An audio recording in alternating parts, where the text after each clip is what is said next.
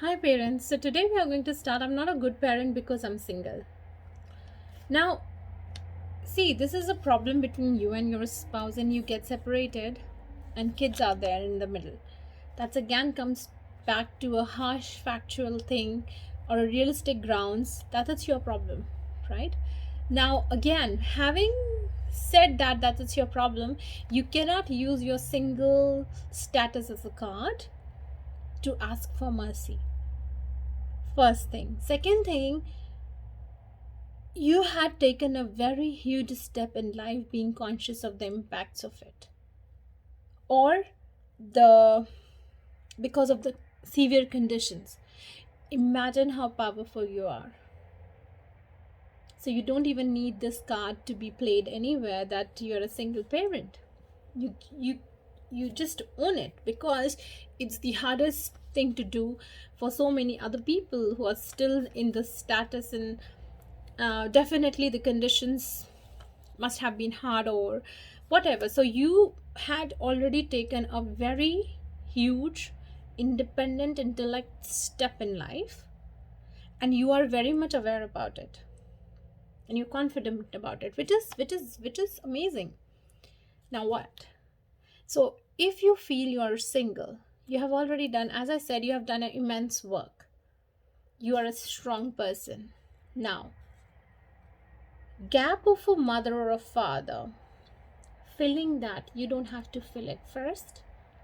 Secondly, you don't have to make them miss. Now we have to work on the alternatives. What is the alternative? What is something that make you think that you're not get good enough because you're single? It because the kid is going to miss the mother or a father, or is it because it's missing of usual family dynamics, or what? But what if we don't even bring that topic to a kid? Because if it's your complex and you are trying to put it on your kid or from his perspective, probably that conversation is not even needed,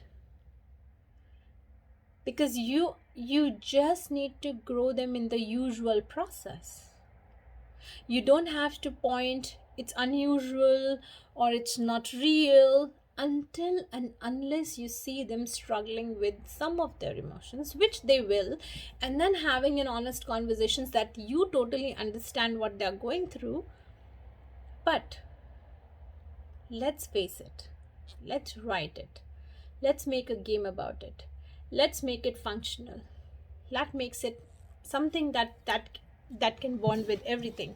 So the biggest struggle between the kids and their emotions is that when they have to go and they have to switch the places, it's very hard for them, especially when they're small, to understand this dynamics.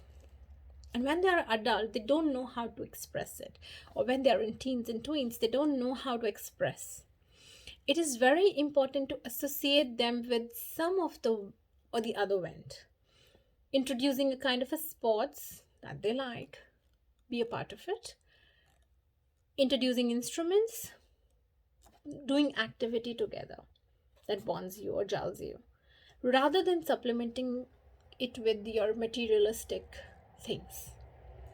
You need to give them, either start meditation together and tell them, be in honest conversations, I am missing the presence of blah blah blah in my life, and why not?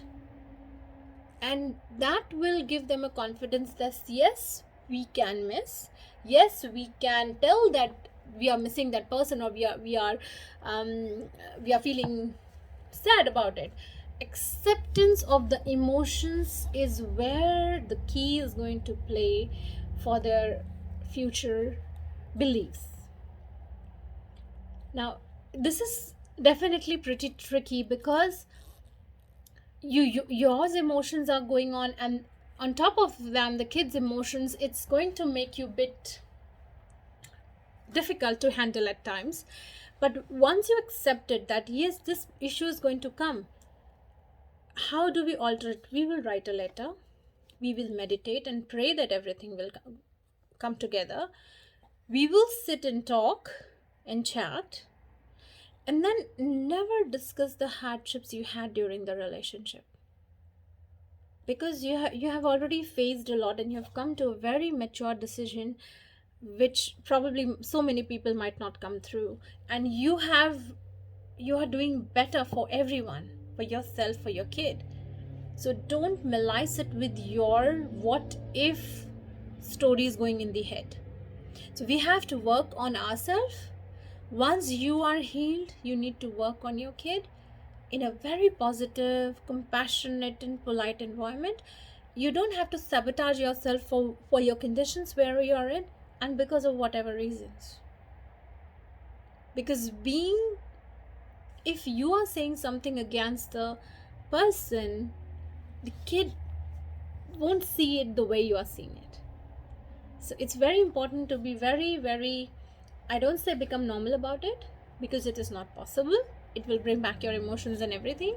But we have to be bit holding ourselves back and making our kids understand and accept their emotions of whatever they are.